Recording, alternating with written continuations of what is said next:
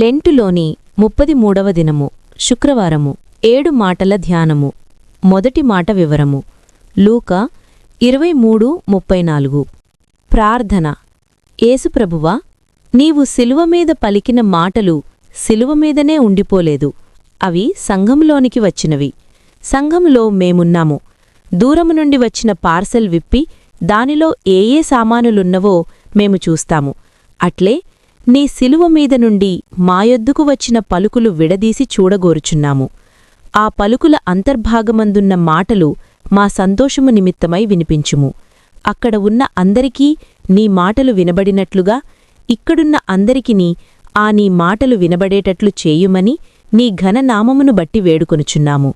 ఓ యేసుప్రభువా, నీ శ్రమల వల్ల మా శ్రమలకు ఎన్ని గొప్ప ఆశీర్వాదములు కలిగినవో అవి మాకు చూపించే వరకు ఈ శ్రమకాలములో నీ శ్రమ చరిత్ర బోధిస్తుండుమని నీ ఘననామమును బట్టి వేడుకొనుచున్నాము.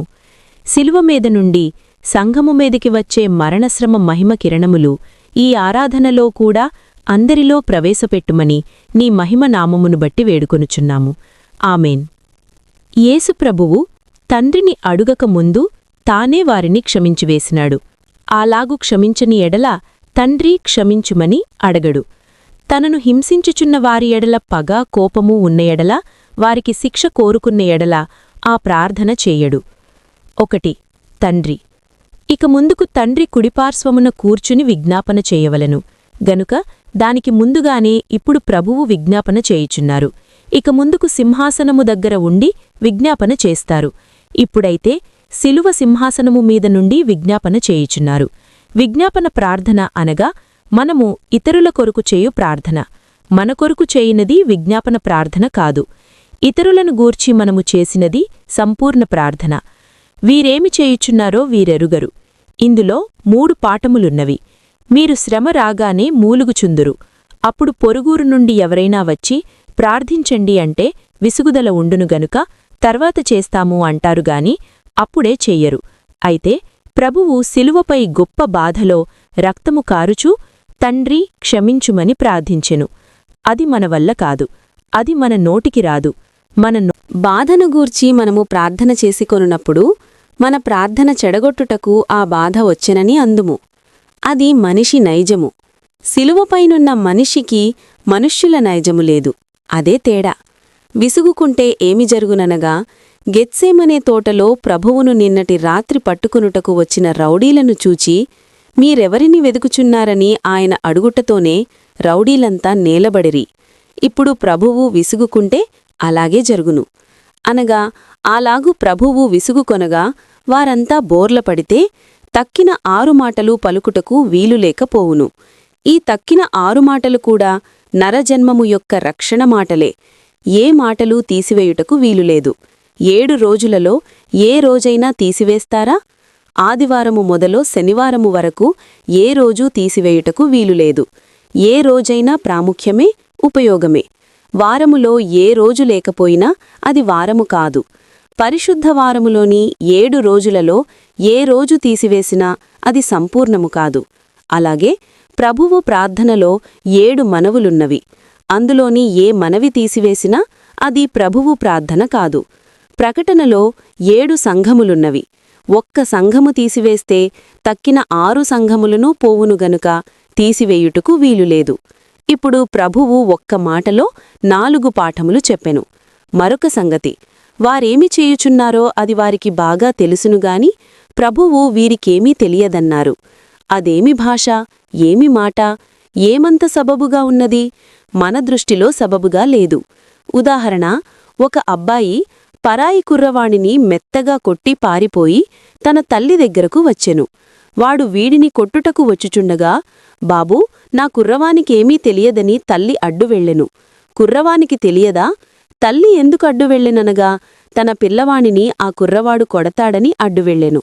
మనిషిలో ఒకటున్నది, అది తనకు తెలియడము. దానికి మంచి మాట స్పర్శజ్ఞానము. ఈ కుర్రవాడు అవతలివానిని కొట్టినప్పుడు వానికి బాధ కలిగినదని వినికి లేదు, విచారం లేదు. ఇతని విచార లక్షణానికి అది తెలియలేదు. సృష్టిలోనే దేవుడు మనిషికి విచారలక్షణము పెట్టలేదా? పెట్టినాడు కదా. తల్లి చనిపోతే ఏడపడా? ఆ ఏడ్చిన పెద్ద మనిషికి అవతలివానికి బాధ అని తెలియదా? గనుక కొట్టినప్పుడు బాధ అని జ్ఞానలక్షణానికి తెలుసునుగాని విచారలక్షణానికి తెలియదు. అలాగైతే ప్రభువును హింసించేవారందరూ, అయ్యో మేము కొట్టినందువల్ల నీకు రక్తము కారుతుందని వారి విచార లక్షణానికి తెలిసినా ఏడ్చేయుందురు. తెలియలేదు గనుక ఏడవలేదు. వారికి తెలియలేదు గనుక ప్రభువు వీరేమి చేయుచున్నారో వీరికి తెలియదన్నారు. వారికి తెలియలేదు అనగా ఇంగ్లీషులో వారి ఫీలింగ్నకు అంటే మనోభావమునకు తెలియలేదుగాని తెలివికి తెలిసినది. గనుక ప్రభువు, తండ్రి, వీరేమి చేయునది ఎరుగరనెను. మన క్రైస్తవులను హేళన చేయు ఇతరులు అనగా అన్యులు చాలామంది ఉన్నారు. వారిని గురించి మనము ప్రార్థించినప్పుడు, ప్రభువా, వారికేమీ తెలియదు, వారిని క్షమించుము అని మనము కూడా చెయ్యాలి. యేసు ప్రభువే గనుక తండ్రి శిక్షించు అని అంటే అందరూ ఒక్కసారే భస్మమైపోవుదురుగాని ఆయన శిక్షించుటకు రాలేదు, రక్షించుటకే వచ్చెను. పూర్వకాలమున హేబేలు యొక్క రక్తము దేవుని దగ్గర ఏమని మొర్రపెట్టినది? మా అన్న నన్ను చంపివేసెను, నీవు శిక్షించు అని మొర్రపెట్టెను. ప్రభూ యొక్క రక్తము అలాగు కాదు, వారిని క్షమించుము, వారికేమీ తెలియదు అని విజ్ఞాపన చేసెను. పౌలు హేబేలు రక్తస్వరము మరియు ప్రభూ రక్తస్వరము అను 2 రక్తస్వరముల గురించి వ్రాసెను. 1 కొరింథీ 2:8 ప్రకారము మనము మంచి పని చేస్తే ఎవరికి మహిమ అనగా దేవునికి మహిమగాని, పౌలు ఏమి వ్రాసెననగా మనము మంచి పని చేస్తే దేవుడు మనకు ఉపకారము చేస్తే ఆయన మహిమ నిమిత్తమును మన మహిమ నిమిత్తమును అని వ్రాసెను. ఇన్నాళ్ల నుండి దేవునికి మహిమ అనుకున్నాము. పౌలు క్రొత్త సంగతి చెప్పెను. దేవుని ఉపకారము వల్ల మనకునూ మహిమ. దేవుని జ్ఞానము మర్మముగాయున్నది, మనిషికి తెలిసినా తెలియదన్నారు. యేసుప్రభువు దేవుడే, దేవుడే కాకపోతే తండ్రి అనడు. వట్టి నరుడే అయితే ఓ దేవా అంటాడేగాని తండ్రి అనడు. నా దేవా, నా దేవా అని పలికినప్పుడు దైవత్వము వదలి మనుష్యత్వములోనికి వచ్చి పలికెను. 2 వరుసలు. యేసుప్రభువు మనుష్యుల లైన్లోనికి వస్తే వారిని క్షమించుమని అనడు. దైవత్వములోనికి వదిగను గనుక తండ్రి అన్నాడు. క్షమించుము అని అన్నాడు. మనుష్యులతో తండ్రిని గూర్చి మాట్లాడునప్పుడు తండ్రి అని అనలేదుగాని మీ తండ్రి అని అన్నాడు. పరలోకమందున్న మీ తండ్రి సంపూర్ణుడైయున్నట్లు మీరునూ సంపూర్ణులైయుండుడి అని ప్రభువే చెప్పెను గనుక మనకు కావలసినవి తండ్రికి తెలుసును. మత్తయి 5:45. పరలోకమందున్న మీ తండ్రి సంపూర్ణుడు గనుక మీరునూ సంపూర్ణులైయుండుడి. మనిషికి కూడా కొన్ని వరుసలున్నవి. ఒక వ్యక్తి ఒకరికి అన్న, ఒకరికి పినతండ్రి, ఒకరికి మేనమామ అగును. అలాగే ప్రభు దైవ వరుసలోనూ మనిషి వరుసలోనూ ఉన్నాడు గనుక ఆయన అద్భుతములన్నీ అలాగే ఉన్నవి. ఆదికాల దినములు 7 గడువు దినములు, 7 నమస్కాలములు గల సమయములు, 7 మాటలు, 7 సిలువలు. అదే మన పాఠము. 7 సంఘములు, పరలోకములో 7 తరగతులు. ధ్యానపరులైన ఆనంద వ్యక్తులారా, మీకు శుభము. ప్రభు యొక్క శ్రమలు ఆయనకు శ్రమలుగాని మనకైతే ఆదరణ కలిగించే అంశములు. కాబట్టి మనము దుఃఖించుట కన్నా స్తుతించుట వలన ఆయనను సంతోషపరచగలము. 7 దినములు. 1. అవి సృష్టికాల 7 దినములు అనగా 6 దినములు చేసిన సృష్టిని 7వ దినము విశ్రాంతిని కలుపుకొని. 2. 7 గడువులు బైబుల్లో ఉన్నవి. మొదటి 7 మహా సంతోషకరమైన 7, రెండవ 7 సిద్ధపడవలసిన 7, నోవహు యొక్క ఓడలోనికి సిద్ధపడవలసిన 7 దినములు. 3. తరువాత ఏసావు యొక్క శత్రుత్వమును తప్పించుకొనుటకు యాకోబు పన్నిన పన్నాగములలో తుదకు 7 పర్యాయములు వంగి చేసిన నమస్కారములు. 4. క్రొత్త నిబంధనలోనికి వచ్చినట్లయితే యేసుప్రభువు యొక్క ముఖ్యమైన సేవదినములు లెక్కచూడగా 7 భాగములున్నవి. సేవకాలము 3 సంవత్సరాల 6 మాసములు. ఈ 3 సంవత్సరములను అనగా 36 మాసములు ప్లస్ 6 మాసములు కలిపితే 42 మాసములు. ఈ 42 మాసములను భాగిస్తే 6 ఏళ్లు వచ్చును. ఆ 7ను సేవగనుక శ్రమకాలము. 5 3 సిలువలు ప్రభువు మోసనని ఇప్పుడు మనము పాడుకున్నాము. 1 పాపములు, 2 నేరములు, 3 కర్ర సిలువ. లేనిపోని నేరములు పోగుచేసి జడ్జికి చెప్పినారు. ఇది ఒక సిలువ. ఆ తరువాత 7 సిలువలు. ఈ 7 సిలువలు మన పాఠము. యేసుప్రభు సిలువపై పలికిన 7 మాటలు ఆయనకు 7 సిలువలే. అవి ఎలాగు సిలువలో పరీక్షించుటకు ఈ సాయంకాలం మొదటి మాట పరీక్షించుదము. మొదటి మాట ఏదంటే, తండ్రి, వీరు ఏమి చేయుచున్నారో వీరికి తెలియదు గనుక వీరిని క్షమించుము. గిత్సేమనే తోట దగ్గర నుండి పాతిపెట్టిన సిలువ మీద నుండి పైకెత్తబడేటంత వరకు యూదులాయనను పెట్టిన శ్రమలు, అవమానములు, నేరములు ఇవన్నీ ఆయన శరీరమునకు కలిగిన గాయములు. ఆయనకు మేకుల పోట్ల కంటే, బళ్లపు పోటు కంటే, ముండ్ల కిరీటములోని ఇనుప మేకుల పోట్ల కంటే వారు చేసిన దౌర్జన్యమే ఎక్కువ బాధ. సిలువ మీదనున్నా అది బాధయేగాని ఇది మరీ ఎక్కువైన బాధ. వారిని క్షమించుమను పలుకుట నరజన్మమునకు తగునా? అయినప్పటికీ క్షమించుమని క్రీస్తు ప్రభువు పలికెను. ఆయనకు కలిగిన శ్రమలు ఎన్ని అనగా, ఆయన జీవితకాలమంతయు నిరాకరించబడుట, ద్వేషభావము అనుభవించారు. ఈ రెండును శ్రమలేగాని క్షమించుమనుట అంతకంటే శ్రమ. మనిషి నోటిగుండా ఆ మాట రాదు, ఇష్టముండదు. కాని క్షమించుమని ప్రభు అనెను. ఆయన ఎంత దేవుడైనను మనిషి అయినాడు గనుక క్షమించుమని అనకూడదు. శరీరము నొస్తుంది, మనస్సు అవమానము వల్ల నొస్తుంది. అయినను ఆ నొప్పి సహించుకొని క్షమించమని అన్నాడు. ఒకసారి అయ్యగారు బడిలో ఉండగా 2 పిల్లలు పోట్లాడుకొని వచ్చారు. ఒకడు రెండవ వానిని మెత్తగా కొట్టాడు. ఇతడు అయ్యగారికి రిపోర్ట్ చేశాడు. ఆ రిపోర్టులో క్షమించుమనియా లేక శిక్షించుమనియా? ఇద్దరూ రాగానే రెండవ వానిదే ఎక్కువ నేరమని తెలుసుకున్నారు. అప్పుడు అయ్యగారు మొదటి అబ్బాయితో, అతనిది నేరమే అయినను ఆ అబ్బాయిని క్షమించుమనగానే అది అతనికి ఎంత కష్టమైనదో అతని ముఖములోనే కనబడినది. దెబ్బలు తిన్నవానికి బెత్తమిచ్చి 2 దెబ్బలు కొట్టమంటే సంతోషముగాని క్షమించమంటే సంతోషమా? తిన్న దెబ్బల కంటే క్షమించమనేదే ఆ అబ్బాయికి ఎక్కువ బాధగానుండెను. అలాగూ క్షమించుమంటే ఇక్కడున్న వారిలో కూడా సణుగులు గొణుగులు బయలుదేరును. సిలువ మీద ప్రభువు అలాగే క్షమించుమన్నప్పుడు ఆయన ఎంతగా క్షమించినారో వర్ణించలేము. అయితే ఆయనకది బాధ కాదా? ఇక్కడున్న వారిలో ఎవరికి ఎవరెవరు శత్రువులున్నారో వారందరి దగ్గరకు వెళ్లి తలుపులు తట్టి వారిని లేపి వారు నిద్రకళ్లతో వస్తుండగా, అయ్యా, నేను మిమ్ములను క్షమించినాను అని అనగలరా? బాధ అనలేరు. ఆ బాధే సిలువ. ఆ సిలువ ప్రభువు గనుక మోసినారు, మనము మోయలేము. ఆయన వారిని ఆ వేళ క్షమించకపోతే ఈవేళ మనలను కూడా క్షమించలేరు. ఆయన సిలువం రానుమీదికి రాకముందే బోధలో 5 అంశములు పెట్టిరి. 1 మీ శత్రువులను ప్రేమించుడి, అదెక్కడ వల్లపడుతుంది మనకు? 2 మీ శత్రువులకు మేలు చెయ్యండి, ఇది కుదిరే పనేనా? 3 మీ శత్రువులను దీవించండి, ఇది అసలే వల్లపడదు. 4 వారి కొరకు ప్రార్థించండి, ఈ 4 కష్టమే. 5 లూకా 6:27-28 తక్కిన సువార్తలలోనూ క్షమించండి అని గలదు. ఈ 5 ఏ క్రైస్తవుడు చేయగలడు? క్రైస్తవులందరూ ఈ 5 చెయ్యకపోయినా ఒకటి చేస్తున్నారు. మా రుణస్థులలో మేము క్షమించిన ప్రకారం మా రుణములు క్షమించుమని అంటున్నారు గాని యేసుక్రీస్తు చెప్పిన పై 5 అంశములు చెయ్యకపోతే ప్రయోజనమేమి? పై 4 చెయ్యరుగాని 5వది మాటతో చేస్తున్నారు గాన అది బూడిదలో పోసిన పన్నీరే.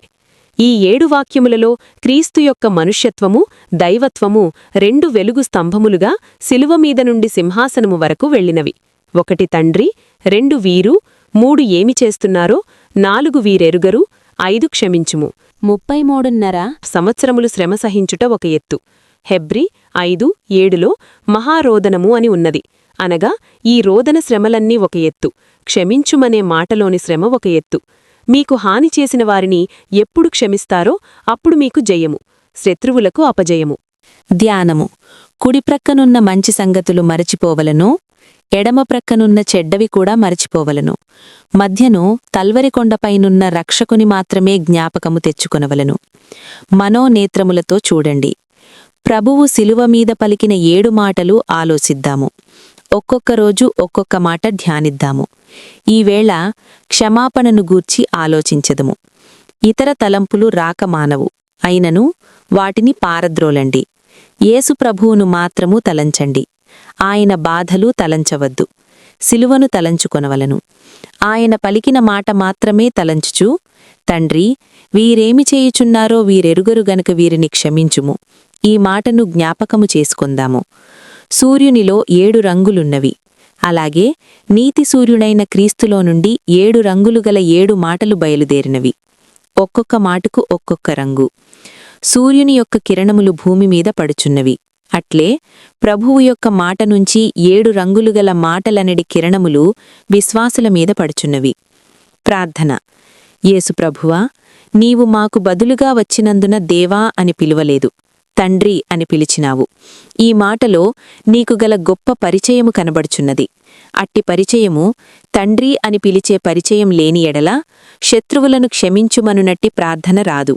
తండ్రి అంటేనే క్షమాపణ ప్రార్థన చెయ్యవీలున్నది. ఎందుకనగా తండ్రి క్షమించువాడు. మనుష్యులు క్షమించగలరుగాని పూర్తిగా తండ్రే క్షమించగలడు. యేసుప్రభువా, మేము కూడా మా శత్రువులను క్షమించుమని ప్రార్థించే చనువు మాకు దయచేయుము. తండ్రి, నీ కుమారుడు ప్రార్థించిన ప్రార్థన మాకునూ వచ్చునట్లు చేయండి అని ప్రార్థన చేయండి. దైవశక్తి ఉంటేనేగాని క్షమించలేము. రక్తము కారేటప్పుడు ఎవరు అట్లు ప్రార్థింపగలరు? దైవశక్తి ఉంటేనేగాని అలాగు చేయలేరు. ఓ తండ్రి, మా శత్రువులను క్షమించుటకు మాకు దైవశక్తి దయచేయుము. క్షమించే శక్తియు, క్షమించుమని ప్రార్థించే శక్తియు దయచేయుము. ఈ 2 శక్తుల కొరకు ఇప్పుడు యేసు పలికిన ఈ మాటలలో మొదటిది ధ్యానించదము. 1. తండ్రి. ఇది మిక్కిలి చనువుగా పలికే మాట. 2. వీరు, శత్రువులు. 3. ఏమి చేయుచున్నారో హింసకార్యములు ఎరుగరు. 4. వీరెరుగరు, జ్ఞానమునకు తెలియును, ఆత్మకు తెలియదు. 5. గనుక క్షమాపణ. 6. వీరిని, హింసించున్న వారిని. 7. క్షమించుము, గొప్ప మనవి. ఇది దైవశక్తి. తండ్రి వారిని క్షమించునని ఆయన నిరీక్షించినాడు. అందుచేతనే 70 సంవత్సరముల వరకు యెరూషలేము నాశనము కాకుండా ఉన్నది. క్షమాపణ స్థితిలో, కృప పొందిన స్థితిలో ఉన్నది. ఈ ఒక్క ప్రార్థనలో 7 రంగులున్నవి, 7 సంగతులున్నవి. యేసుప్రభువా, నీవు క్షమాపణ ప్రార్థన చేసినావు. అందులో 7 సంగతులు కనిపెట్టినాము గనుక నీకు వందనములు. 1. ఊహకైనా. 2. దర్శనముకైనా. 3. మనోనేత్రముకైనా. ఆయన క్షమాపణ రూపము కనబడి తీరవలెను. అప్పుడే నేటి సాయంకాల ధ్యానము ఆయనకు ఇష్టమైన ధ్యానముగాగలదు. పాత నిబంధన కాలములో శత్రువులను క్షమించుమని భక్తులు ప్రార్థన చెయ్యలేదు. ఇక్కడ అలాగులేదు. క్షమించుమని ప్రభువు ప్రార్థించినారు. ఇది క్రొత్త నిబంధన. స్టెఫను ఇట్టి ప్రార్థనయే చేసెనని అపోస్తలుల కార్యములో ఉన్నది. అయితే ఇందులో ఒక్క భేదమున్నది. స్టెఫను ప్రభువు చేసిన ప్రార్థన జ్ఞాపకము వచ్చి చేసెనుగాని ప్రభువైతే స్వయముగా చేసెను గనుక ప్రభువు చేసినదే గొప్పది. మరియొక ప్రార్థన చెప్పుదును, అది వందన సమర్పణ. అట్టి క్షమాపణతో కూడిన కృతజ్ఞతాస్థితిలో వరుడు మిమ్మును స్థిరపర్చునుగాక. ఆమీన్. ప్రార్థన. యేసు ప్రభువా, శత్రువులను క్షమించుమని నీవు కోరుట మాత్రము కాక తరువాత వచ్చిన విశ్వాసులకును ఆ మాదిరి నేర్పినావు. వారిలో ఒకడైన స్టెఫను అట్టి ప్రార్థన చేసినందుకు నీకు వందనములు. ఇదే చివరి ప్రార్థన. యేసు ప్రభువా, మేము ఇప్పుడు చేసిన ప్రార్థనలకు నీవే ఆమేన్ అని చెప్పుమని వేడుకొనుచున్నాము. యేసు ప్రభువా, నీలో క్షమాపణ నైజము ఉన్నందువలన లోకము నీ యొద్దకు నిర్భయముగా రాగలదు. మేము ఎంత పాపాత్ములమైనను మమ్మును కూడా నీవు రక్షిస్తావు, క్షమిస్తావు, ప్రేమిస్తావు, మేలు చేస్తావు, దీవిస్తావు, మా నిమిత్తమై విజ్ఞాపన ప్రార్థన చేస్తావు. కాబట్టి మేము మీ రుణము తీర్చుకోలేము గాని కేవలము వందనములు మాత్రమే చెప్పగలము. ఈవేళ మాట్లాడుకున్న మాటలన్నిటి నిమిత్తమై మీకు వందనములు. ఆమీన్.